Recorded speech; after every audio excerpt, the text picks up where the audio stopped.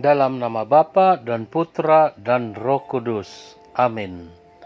Shalom saudara-saudari, selamat bertemu kembali melalui sentapan firman Tuhan hari ini, Selasa 15 Agustus 2023.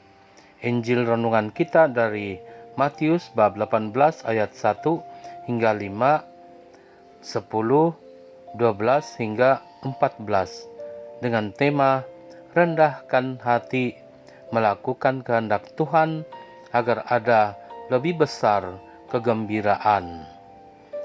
Mari kita sama-sama dengarkan. Sekali peristiwa, datanglah murid-murid dan bertanya kepada Yesus, "Siapakah yang terbesar dalam kerajaan syurga?" Maka Yesus memanggil seorang anak kecil dan menempatkannya di tengah-tengah mereka, lalu berkata, "Aku berkata kepadamu, sungguh, jika kamu tidak bertobat dan menjadi seperti anak kecil ini, kamu tidak akan masuk ke dalam kerajaan syurga. Sedangkan sesiapa merendahkan diri dan menjadi seperti anak kecil ini, dialah yang terbesar dalam kerajaan syurga. Dan sesiapa menyambut seorang anak seperti ini dalam namaku, ia menyambut aku. Ingatlah, jangan menganggap rendah seorang pun dari anak-anak kecil ini, karena aku berkata kepadamu, malaikat-malaikat mereka di syurga selalu memandang wajah Bapakku yang di syurga." Lalu Yesus bersabda lagi, "Bagaimana pendapatmu jika seorang mempunyai 100 ekor domba dan seekor di antaranya sesat? Tidakkah ia akan meninggalkan yang 99 ekor di pegunungan lalu pergi mencari yang sesat itu? Dan aku berkata kepadamu, sungguh, jika ia berhasil menemukannya, lebih besar kegembiraannya atas yang seekor itu daripada atas yang ke-99 ekor yang tidak sesat.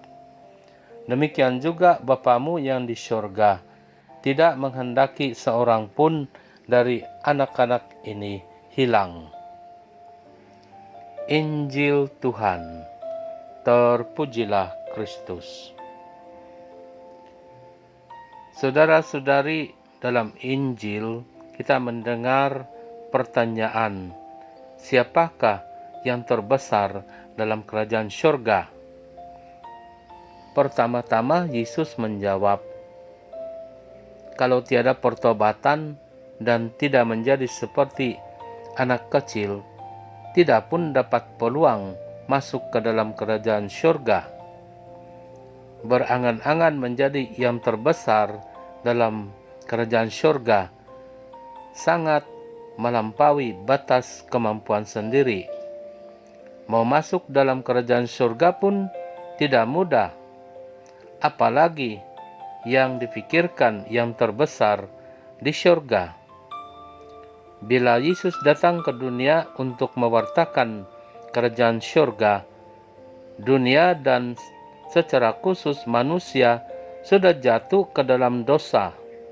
Tiada orang tanpa dosa. Itulah sebabnya keangkuhan yang berlagak seperti paling baik, paling suci, jauh melebihi orang lain tidak benar, sebab semua sudah berdosa. Itulah sebabnya keperluan hidup yang sebenar ialah pertobatan terus-menerus, karena godaan ada saja terus-menerus.